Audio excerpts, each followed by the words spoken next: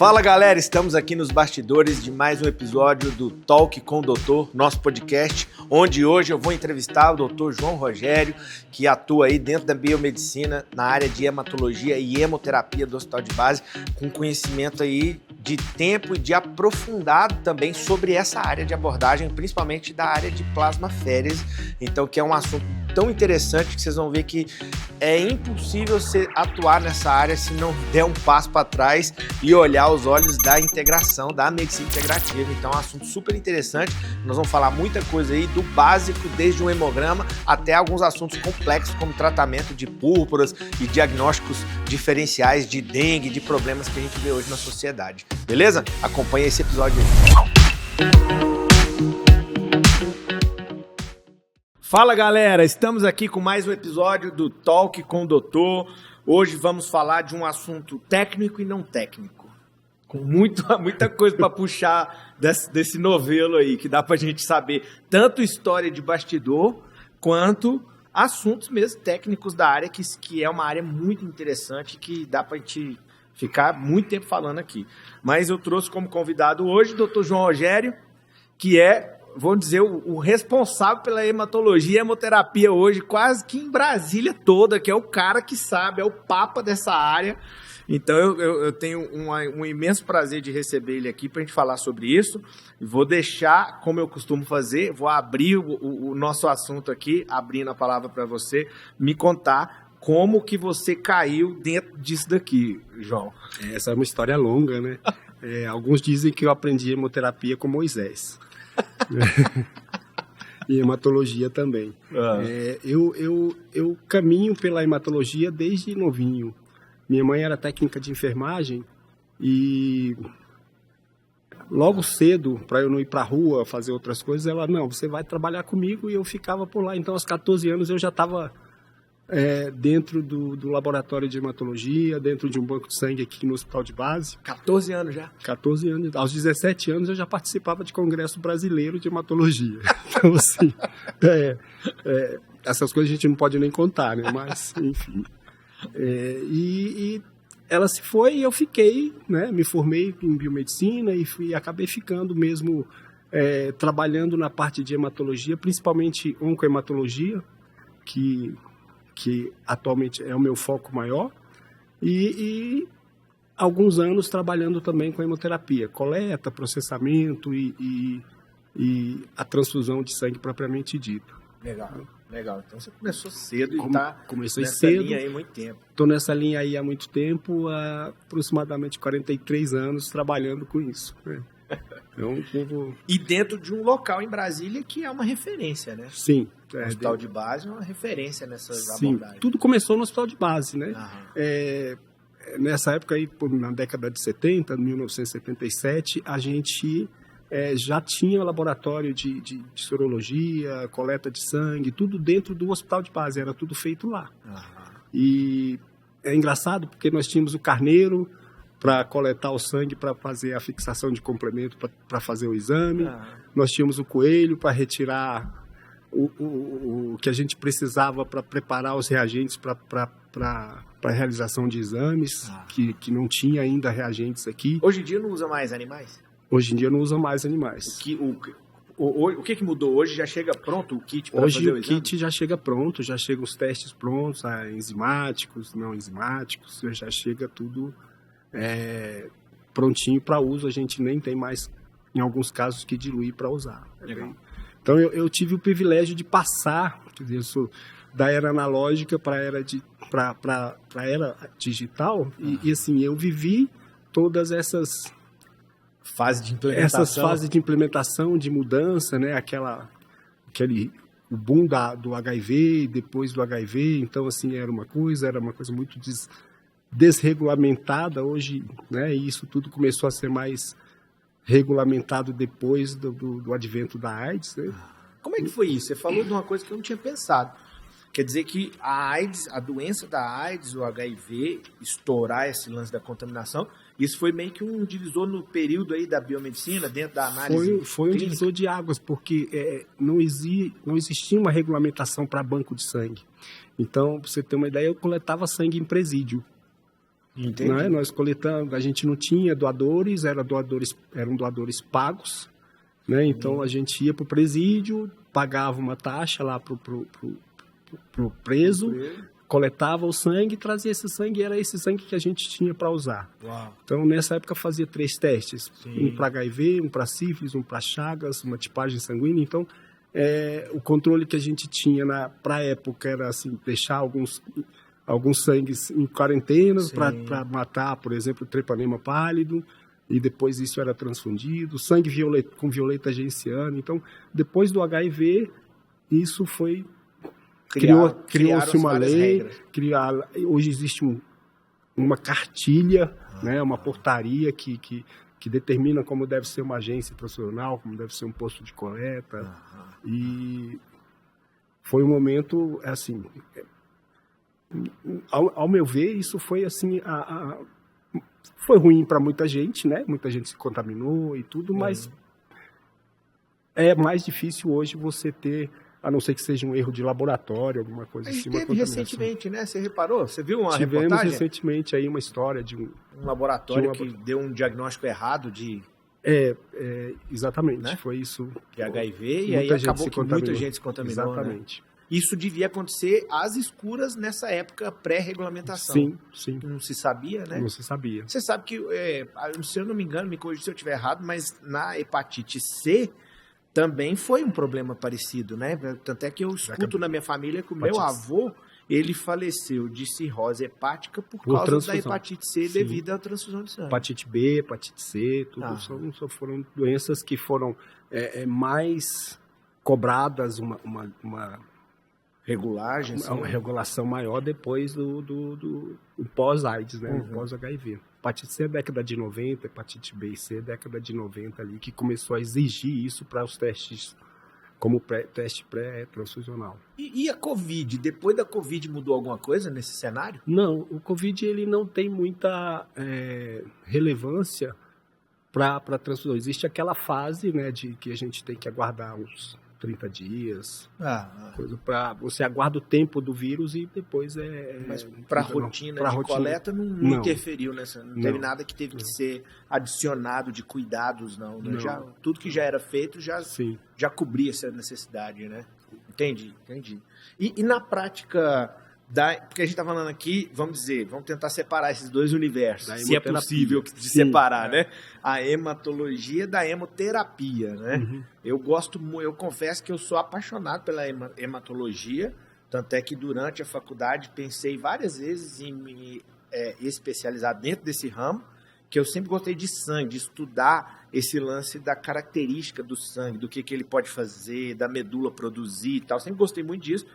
Mas a hemoterapia é você usar esse conhecimento como ferramenta para tratar um paciente, né? Sim. Então, assim, aqui você já tem um universo de ferramentas, né? Sim. Uma delas a plasmaférese. Exatamente. A plasmaférese ela é que já era feito há muitos anos, né? De forma manual. Né? Eu faço a férese desde 1982. Talvez eu tenha feito mais a férese no Brasil do que algumas pessoas aí. Nós começamos lá em 1982 com uma máquina, haviam 3 máquinas só no Brasil, no Rio Grande do Sul, 2 e uma aqui. E a gente fazia a plasmaférese até para unha encravada. Então tudo era possível fazer a férese porque tudo que era mediado por anticorpo gerava algum evento que precisava tirar, né? Imunoglobulina, anticorpo, a gente tem indicação de fazer a férese. Depois foi visto que não é bem assim, que existem indicações precisas, de acordo com o nível de evidência clínica de resposta. E aí, hoje a maioria das doenças tratáveis são as doenças autoimunes, né? As púrpuras, algumas doenças da tireoide ali, doenças autoimunes de modo geral. De forma geral. Só que, assim, existe uma classificação de acordo com uma tabela da Sociedade Americana de Aférese, existe uma classificação de evidência. Ela pode se resolver sozinha, com a aférese, ou ou adjuvante a algum tratamento, ou como última chance ali de tratamento. Paciente refratário de outras abordagens, é aqui que vai resolver. Entendi. Mas a férise, ela é simples, né? É uma máquina que é uma centrífuga que consegue separar os elementos sanguíneos ali por diferença de densidade. Entendi. Então a gente consegue separar plaqueta, hemácia, plasma, linfócitos, granulócitos. Então a gente programa a máquina e dependendo do tipo celular que a gente precisa, a gente estimula o paciente, ou o doador, para que a gente possa coletar aquele elemento sanguíneo. Entendi. Por exemplo, transplante de medula óssea, né? Transplante de medula óssea ele é feito de duas formas, né? Ou você vai lá na crista, né, no osso ilíaco posterior e coleta essa medula, ou você retira por aférese. Mas para retirar por aférese, a gente precisa estimular que essa célula tronco venha para a circulação sanguínea. Sim. Né? Sim. Como é que é feito isso? Através de drogas. Então o médico prescreve drogas para soltar essa célula que vai estar lá no parênquima medular, esperando a fase de divisão celular, o amadurecimento direitinho, então ela vem para a circulação sanguínea e a gente, na máquina, a gente consegue fazer essa retirada dessas células que a gente chama de células CD34, que são aquelas que ela tem uma etiqueta, né, que é característica de célula jovem, que é CD34. Então essa é uma aplicação do transplante de medula. Para o transplante de medula. Sim, então, sim. Aí você tem várias aplicações dessas células em diversos tipos de transplantes. Lá atrás, quando você começou a fazer a aférese, já era possível você separar esses elementos? Por exemplo, eu quero fazer a retirada do CD34 que tem no sangue do paciente. Você já fazia isso? Já era possível. A gente não fazia porque a gente precisa de outras ferramentas, né? Para identificar essas células. Essas células precisam ser identificadas por imunofenotipagem. Eu rotulo ela de alguma forma? Toda célula tem uma etiqueta, vamos dizer assim, certo. Que é uma etiqueta que vai dizer o que essa célula é. Perfeito. Né? Por exemplo, o linfócito T. O linfócito T, ele nasce linfócito T, mas ele só vai saber para que ele serve, para que ele veio ao mundo, depois que ele recebe uma etiqueta. Certo. Ele vai ter CD3, CD4 ou CD3, CD8. Né? E aí, depois que ele passa pelo timo, é que ele vai saber para que ele vem. Então, ele vai receber essa etiqueta. É igual a célula CD34. Então, eu quero uma célula jovem, eu sei que essa célula é muito indiferenciada. Morfologicamente, a gente não consegue diferenciar essas células. Né? A gente precisa marcar essa célula com um anticorpo, e aí vai passar num equipamento chamado citômetro de fluxo. Aí, por citometria, então a gente consegue ver uma coisa tridimensional. Então, esse equipamento, ele dá uma ideia para a gente de fluorescência, de tamanho celular e de complexidade. Então, quanto mais fluorescente, mais madura a célula é. E quanto menos, mais imatura. É o contrário, desculpa. É o inverso? É o inverso. Quanto mais forte é a marcação, essa célula está mais... indiferenciada. Está mais madura. Está mais madura. Está mais madura. Entendi. E quanto menos fluorescente, ela está mais imatura. Então, eu consigo marcar CD34, CD16, Então, são os clusters que a gente chama, que são as etiquetas que cada célula tem de acordo com o seu estágio maturativo, que vão dizer para a gente que tipo de célula é. E eu consigo hoje... tirar essas células por aférese. Uau, caramba. Então, a aférese, nesse caso, dessa aplicação, ela tem um doador e um paciente receptor. Eu vou lá no doador, tiro as células que eu quero, que eu preciso para tratar um problema, e eu aplico num paciente receptor. Por exemplo, infecção, né? Quadro séptico. A gente tem condições de coletar por aférese só granulócitos. Então, a gente faz um concentrado de granulócitos, hoje menos utilizado, mas ainda usa, e faz essa transfusão de granulócitos para aquele paciente que está com sepsemia, por exemplo. E por que é menos utilizado? Você diria que tem algum conflito de interesse da indústria aí por trás? Não. No caso do granulócito, por exemplo, junto com o concentrado de granulócito, você tem outras coisas indesejáveis para o paciente. Ah, entendi. Existe um risco por trás. Existe um risco, não é totalmente assim, existe um risco-benefício que tem que ser considerado. Entendeu? Aqui, era utilizado muito em RN com sepsemia. Entendi. Onde você não tem ainda recurso de antibiótico terapia muito espectro muito grande para abordar problema. Exatamente. Entendi. Então ele é usado, ele é uma ferramenta que a gente tem, mas que é utilizada em último caso. Legal. Né? Legal. E temos assim, então, a féris ela pode ser utilizada tanto para fins terapêuticos como não terapêuticos. Eu tenho um banco de sangue, eu quero utilizar, eu quero coletar sangue hoje só por aférese, para doação. Eu vou lá e coleto o plasma separado da hemácia, a plaqueta, o granulócito. O que eu precisar coletar, eu coleto e eu faço uma coleta seletiva. Uau, então eu tenho como coletar para só uma parte do sangue. Sim. Ou eu coleto o sangue todo e trato ele para separar o que eu quero? Por aférese eu posso separar o que eu quero já na coleta. Cara, isso é incrível, hein, cara? E aí, não sabia disso, não. Aí, assim, então... O que alguns bancos de sangue hoje estão fazendo? Então, as máquinas, eu preciso de concentrado de plaqueta. Concentrado de plaqueta é muito utilizado em doentes, né, em pacientes oncohematológicos, por exemplo. Sim. Então, o médico solicita transfusão de plaqueta por aférese. Então, eu consigo, com um doador só, o equivalente, por exemplo, a 8 doadores para um paciente só. Então, ele vai ser menos eu vou ter menos eventos de anticorpo, né, de formação de anticorpo, de aloimunização, do que se eu usar 10 doadores para coletar plaqueta. Então, eu coleto um concentrado de plaqueta por aférese e esse paciente recebe transfusão de plaqueta de um doador só. Entendi. Nossa, isso é...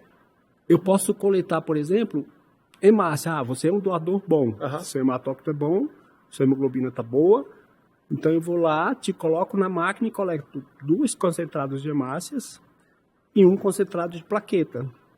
Você ajudou 3 pessoas aí. Entendi. Eu dou células sem doar sangue. Dou células sem doar sangue. Né? Porque a impressão que a gente tem é que é tudo vermelhinho, né? Tudo e a gente sabe que não é tudo vermelhinho. O sangue é o conjunto. O sangue é o conjunto. Entendi. E pensando no recurso das doenças autoimunes, o princípio seria tirar do paciente que está com a doença autoimune o que está causando a doença, que seria os anticorpos autoimunes. Então ele funciona, a aférese nesse caso funciona como um filtro. Eu pego um paciente que está com anticorpos autoimunes e tiro os anticorpos. Não, ela não funciona como um filtro, porque a aférese é uma centrifugação. Entendi. Mas ela funciona como um imunossupressor mecânico. Eu faço uma imunossupressão, eu faço uma troca plasmática terapêutica. Então, eu retiro o plasma e devolvo uma outra solução junto com a hemácia do paciente. Então, eu retirei a imunoglobulina e coloquei em alguma coisa isenta de imunoglobulina. Entendi. Mas nessa, ela é específica? Eu tenho como tirar só algumas imunoglobulinas ou eu tiro tudo? Não, você tira, existem aféreses que você consegue tirar, que a gente chama de aféreses seletivas. Existem máquinas de aférese seletiva. Que você consegue tirar, por exemplo, paciente com hipercolesterolemia. Você consegue retirar ali aquele colesterol através de uso de colunas. Mas a plasmaférese que eu trabalho, ela é a plasmaférese terapêutica que eu uso máquina que é uma centrífuga. Entendi. Então eu consigo separar e faço uma troca. Por isso que existe um risco. Né? Ela não está indicada para qualquer doença autoimune. Porque eu trabalho outras... na hora que eu retiro o plasma, eu retiro eletrólitos, eu retiro outras substâncias que são importantes. Então, tem que avaliar o custo-benefício, porque eu posso causar um desbalanço hidroeletrolítico no paciente. E esse paciente vira óbito por conta disso. Por causa desse problema. Entendi. Eu não necessariamente vou centrifugar apenas aquilo que está causando mal. Eu vou acabar mexendo nesse equilíbrio do paciente. Eu mexo no paciente como um todo. Entendi. Mas, de qualquer forma, em doenças autoimunes graves e, como a gente falou, refratárias, ele é um recurso que vocês utilizam muito. Hoje, no base, por exemplo, Qual o tamanho disso, assim, de abordagem? A gente faz uma média de 30 a 40 procedimentos mês, no básico. Mais ou menos um por dia. Aproximadamente um por dia. As principais patologias são doenças neurológicas, né? Escleroses, miastenia graves, Guillain-Barré, são essas doenças que são mediadas por anticorpo, que a gente consegue retirar esses anticorpos e o paciente evolui para melhorar mais rapidamente. Entendi. Querendo ou não, já tem publicação mostrando isso, o aumento de doenças autoimunes pós-Covid. Você já viu reflexo disso na frequência de aféres, de plasmaféres, para esse tipo de abordagem? Principalmente pós-vacina, né? Pós-vacina de um modo geral, sim, né? Ficou mais evidente no Covid porque a gente teve esse boom do Covid, então... Ficou em xeque isso. Mas a evolução, o surgimento de doenças neurológicas, tipo Guillain-Barré, outras doenças que a gente tem que abordar com plasmaféres, aumentou bastante dos últimos tempos, por conta de vacina, por conta da vida que a gente leva, né? A gente leva uma vida muito, muito maluca, as pessoas não têm mais tempo para nada, né? Só correria, estresse, e aí você aciona lá um gatilho que não devia ser acionado e a gente tem feito bastante mesmo plasmaféres para esses pacientes. Entendi. Plasmaféres pós-dengue. Boa pergunta, eu ia te perguntar sobre isso. Qual é o recurso dentro da hemoterapia que existe para abordagem de paciente com dengue? Porque a gente teve, pelo menos nos últimos 2 anos, parece que aumentou muito a incidência, né? A gente não sabe se é incidência ou se é porque a gente está diagnosticando mais, né? Mas eu acredito que seja incidência, né? Tem muita gente. Aumentou bastante os casos de dengue, aumentou bastante os casos de doenças que são tratadas como dengue e que não são dengue. Pronto. Né? Os diagnósticos cruzados. Porque, assim, as doenças neurológicas, por exemplo, elas são excludentes, né? Para chegar em uma, você tem que descartar várias outras. Sim. Né? E aí, para chegar na doença, você já descartou o dengue. E a dengue é febre de origem determinada. O cara tá com febre e dor de cabeça, é dengue. E às vezes é outra doença com similaridade. Tem uma patologia que chama púrpura trombocitopênica trombótica. Sim.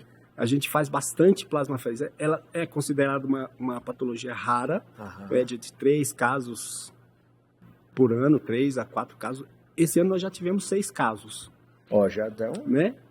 E detalhe, assim, todos esses pacientes que nós tivemos, eles passaram por uma UBS ou por um centro de saúde e foram, em algum momento, tratados como dengue. Olha aí. E, na verdade, não era dengue, já era o desenvolvimento de uma doença microangiopática, de uma hemólise, de uma doença que é chamada anemia hemolítica microangiopática. E ela tem um anticorpo causador, não tem? A PTT tem, não é um anticorpo causador. Na verdade, o que acontece? A gente, normalmente, né, o nosso equilíbrio, ele o sangue flui normalmente ali dentro dos vasos e quando ocorre um evento que tem uma lesão, você tem recrutamento, adesão de plaquetas e outros elementos ali que vão fazer o quê? Fechar essa porta. Sim. Né? Sim. Fechar essa porta. Então, existe uma proteína plasmática que chama fator de von Willebrand, que é responsável ele tem que ser ativado para ativar essa cascata acontecer. Eu preciso desse fator de von Willebrand. Normalmente ele é uma molécula grande que ela não pode ficar inteira, ela tem que ser picotada ali, cortada o tempo todo. E quem faz esse trabalho é uma enzima chamada Adams 13. O que o anticorpo faz? Ele gruda nessa enzima e consome essa enzima. E na hora que ele consome essa enzima, ele ativa a adesão plaquetária. Então, porque o fator de von Willebrand fica íntegro. Fica íntegro. E aí, a hora que ele ativa essa cascata, esse fator de von Willebrand se junta à plaqueta e faz pequenos trombos. Por isso é púrpura trombótica, trombocitopênica trombótica. Então, esses trombos vão ocluindo ali os vasos e por turbilhonamento, né? Eles vão batendo na parede ali dos vasos e vão consumindo essa plaqueta. Entendi. Então, o paciente faz anemia hemolítica, faz distúrbio neurológico, faz insuficiência renal por conta desses trombos. E nesse caso, a plasmaféresis é o tratamento de primeira escolha para tratar. Então, assim, antes da plasmaféresis morria quase todo mundo. Hoje, 90%, 95% das pessoas a gente consegue tirar só com plasmaféresis e corticoide. Uau! E a evolução dele é rápido para o caso grave? Evolui tem que ser óbito, diagnosticado rápido? Tem que ser diagnosticado rápido e tem que começar a tratar mesmo na dúvida de ser ou não. Caramba, ele positiva FAM nesse caso? Não. Como é que eu descubro na ponta do pronto-socorro rápido? Na ponta do pronto-socorro é clínica. Diagnóstico clínico. Ele vai ter as equimoses, as lesões no corpo? Tem. Tá. E aí você faz quando você vê a clínica, você já suspeita e já começa a tratar. Porque o paciente morre em horas. Que é isso? Não dá muito tempo. A importância do olho clínico do cara que está lá na ponta do pronto-socorro. É por isso que eu gosto da hematologia. Porque a hematologia, ela faz a gente pensar. Sim, né? sim. Antes de ser hematologista, você tem que ser um excelente clínico. Senão você vai sair atirando para todo lado e não faz nada. A hematologia talvez seja uma das poucas especialidades que exige que o profissional seja um clínico. Né? Porque a gente tem o nosso XT lá, que é o nosso sangue. Então, tudo começa onde? No hemograma. Se você está num pronto-socorro e um hemograma vem com esquizostose, com fragmentação de hemácia ali, com anemia, com plaquetopenia, né? Então, você já deve suspeitar que está tendo ali uma lesão, né? Uma precoce dos eritrócitos ali, precisa ser investigado o que é. Então, você já coleta os testes, já faz as coisas, já encaminha e já começa a tratar. Entendi. Se não for, graças a Deus, o doente ganhou com isso. Né? Mas a hematologia é realmente linda. Uma das coisas que eu acho ruim atualmente é que os nossos cursos eles não estão formando biomédicos generalistas. Né? Eles estão formando biomédicos cada vez... Operadores de máquinas. Operadores de máquinas que não estão muito focados nessas questões de estudar, porque está muito fácil, né? A gente está ali. Se abrir o computador, está tudo ali. O Google está ali. Então, e o biomédico está inserido nessas coisas todas. Você entende por que eu te convidei, né? Porque que, assim, dentro da medicina, não são todas as áreas que, forçadamente, o profissional tem que ter uma visão integrativa, querendo ou não. Né? Sim. Então, assim, não tem como se fugir disso, né? Dentro da hematologia, você tem que ter uma visão integrativa para você ter uma boa ferramenta em mãos, né? Senão você fica restrito a operar máquinas, né? Sim. E olhando dentro desses bastidores, desses anos de experiência aí, você se lembra de casos, assim, de curas, coisas que você ficou, assim, impressionado, mexeu com você, alguma coisa assim mais marcante? Eu ou acho isso assim, é todo dia? É todo dia. Eu gosto muito de tratar PTT. Né? Porque, assim, eu fui para o laboratório de hematologia, eu faço bem a parte de laboratório, modéstia à parte, né? E adoro o hemograma. Apesar que o povo acha que o hemograma não é mais uma ferramenta tão importante assim. As pessoas pedem um hemograma, mas pouca gente sabe interpretá-lo. Né? Quando está ali tudo muito já mastigado, tá ótimo. Mas tem aquelas anemias lá de doença crônica, tem aquelas coisas que o hemograma está só sugestivo dele, e o hemograma mostra tudo. Né? Então eu gosto muito. E a PTT, as púrpuras de modo geral, como elas são padrão ouro nesse caso, para fazer a férise, no laboratório você consegue acompanhar, porque a nossa função como biomédico é fazer acompanhamento clínico laboratorial. A gente não é prescritor, a gente é analista de laboratório, é um profissional de laboratório, mas a gente tem um pezinho lá fora, né? A gente bota o pé fora do laboratório. E quando o paciente chega com o hemograma todo alterado do ponto de vista de série vermelha, plaqueta lá embaixo, você vai fazendo a plasmaférise e você vai acompanhando a evolução de plaqueta, a evolução do DHL, das outras coisas, e vai vendo que o paciente vai acordando, né? Porque ele chega fora da casinha, que a gente diz, né? Sim. E aí, quando ele acorda, ele fala, o que é que eu estou fazendo aqui? Não sabe onde está, não sabe que dia foi, não sabe nada. Então, é fantástico esse, né?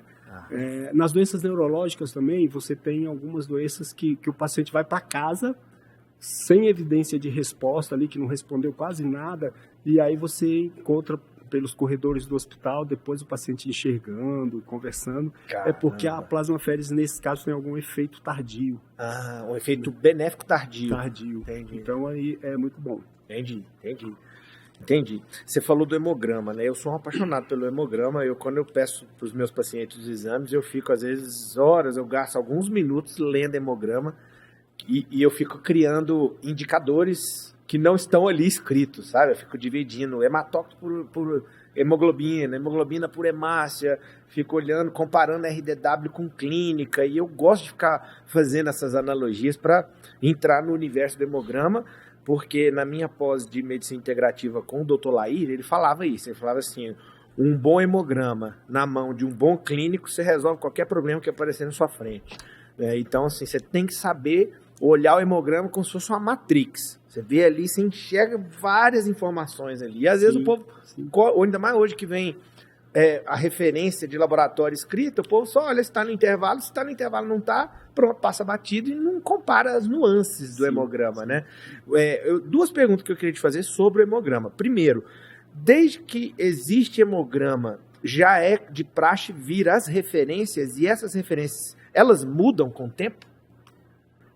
Já existem referências, e essas referências, olha, até onde eu sei, nunca, assim, muda de população, né? Muda de país, mas elas não tem grandes variações. Não tem grandes variações. Mas de país para país elas mudam as referências. Bastante. Entendi. A máquina que eu trabalho, por exemplo, ela vem com um padrão europeu. Então a gente insere os dados do paciente, peso, altura, hematócrito, e aí ele dá pra gente o volume total e a gente calcula o volume que a gente quer trocar. Entendi. Meu maior problema, porque ela vem com 80 ml por quilo de peso, vamos dizer assim, a regra nossa aqui atualmente varia pouco, de 75 a 80, 70 a 80 ml por quilo.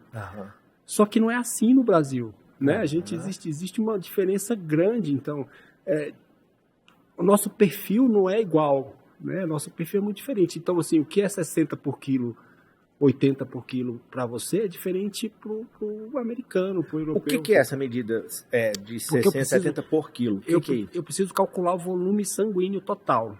Entendi. Né? E quando eu calculo o volume sanguíneo total com o nosso padrão, nunca bate com o volume que vem na máquina. Sim. Porque a máquina ela vem configurada dentro de um padrão. Dentro de um padrão. Que não é o que a gente tem no Brasil. Porque a alimentação é diferente, estilo de vida é diferente, então você não tem a mesma quantidade de sangue, por exemplo, a mesma constante. Sim. Então, assim, aqui a gente criou uma tabela de entre 60 e 70 ml por quilo para a mulher, para poder ajustar com o nosso padrão da máquina. Entendi. Então, assim, o valor de referência é muito ruim, né? É muito ruim, porque ele escraviza o raciocínio, né? Eu costumo falar isso. Te engessa muito. Te deixa burro, né? Você fica preso de ler, e se você receber só o número... Eu tinha um professor na faculdade, o Dr. Vitorino Modesto, um dos melhores professores que eu já tive. E ele fazia uma discussão clínica no início da manhã no hospital do HFA, e eu lembro que ele falava assim... E às vezes o médico que ia contar a história, ele não podia, a gente recebia só um pedaço de papel em branco. E aí você tinha que escrever o que era contado e ele não podia falar as referências. Então, na hora da discussão, ele falava lá assim, basófilos, tantos por cento, eosinófilos, tantos por cento, monócitos, tantos por cento. Aí ele perguntava, e aí, como é que está essa contagem diferencial do leucograma? O que vocês acham? Tá boa? E tinha uma galera que pirava, né? Que falava assim, meu Deus... Como é que eu vou saber se tá bom se eu não tenho aqui a referência para olhar, não é? E o cara tem que ter isso na cabeça, né? Senão ele não interpreta, tá escravo da referência laboratorial. Mas falando de referência laboratorial, uma coisa que eu ia te perguntar, não preparamos isso, mas uma coisa que surgiu na minha cabeça aqui. Dentro desses indicadores, Tem algum parâmetro, algum indicador que ao longo dos tempos você percebeu que foi mudando na população? Por exemplo, RDW é um indicador que tem dentro do hemograma que mostra a variação entre as células, né? Variação de tamanho. Variação de tamanho entre as células. Vamos supor, João, o RDW eu percebo aí dessas últimas 3 décadas trabalhando ou 4 décadas trabalhando, que vem mudando. Antigamente costumava vir bem mais baixo, ultimamente tem vindo mais alto. Alguma coisa te chama atenção, que já te chamou atenção? Não, o RDW ele é uma ferramenta, um índice fantástico, né? Porque até antes que ele veio com automação. Sim. Né? Ele é automático. Ele veio cálculo, com automação. Até antes da automação era uma classificação mais morfológica. A gente tinha lá anisocitose, poiquilo, que é diferença de tamanho, diferença de forma e presença ou não de conteúdo de hemoglobina ali, que né, é relacionado à hemoglobina, e o RDW não tinha. Então a gente não tinha. Hoje, por exemplo, eu posso ter um paciente que tem diferentes tamanhos de hemácia, um RDW aumentado, mas pode ser uma característica mais para normal. Não precisa ser necessariamente uma doença, né? Porque o RDW ele vai medir ali o índice de anisocitoses, quer dizer, né? O índice de tamanhos diferentes celulares. Então vai me dar uma ideia de como está a fábrica. Perfeito. Ou a fábrica está produzindo mais, está sendo estimulada, e aí eu estou jogando hemácia jovem lá na circulação sanguínea, por algum motivo, ou está faltando algum constituinte ali para misturar na misturinha da produção de célula. Tipo B9, uma B12. B9, B12, ferro. Né? Então, ou o cara está num momento de transição, né? Passou por uma dengue, aí aumentou a produção. Ou está recuperando medula ali.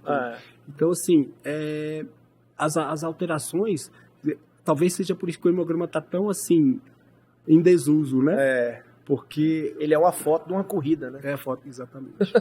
Não dá para você ver e você tem que ver o contexto do paciente, tem que ver o contexto. Não adianta você só olhar e falar assim, é isso. Não, eu estou vendo isso, mas tem que ver o contexto dele. Ver. E se isso se enquadra como algo normal e esperado ou é algo patológico. Quer ver uma coisa? A legislação engessa um pouquinho a questão da doação de sangue. Sim. Com 12,4 de hemoglobina você não pode doar sangue, mas com 12,6 você pode. Como assim? Uma regra que na prática clínica não vai fazer muito sentido. Não faz muita diferença clinicamente. Mas para doação faz. Entendi. Porque ele considera a população como um todo. Entendi. Não, maravilha, João. Eu acho que a gente tem muito assunto para manga aí, dá para conversar muita coisa dentro desse universo, né? Mas vou encerrar nossa conversa aqui e te agradecer mais uma vez e fica de portas abertas para a gente falar de outros assuntos que eu quero combinar um dia para a gente falar sobre a visão oriental da acupuntura a respeito da hematologia, que tem tudo a ver, né? Na acupuntura, meu filho esteve aqui e ele falou assim, mudança de hábito. Sim. Eu sou um exemplo, né, de mudança de hábito, né? Aos trancos e barrancos, porque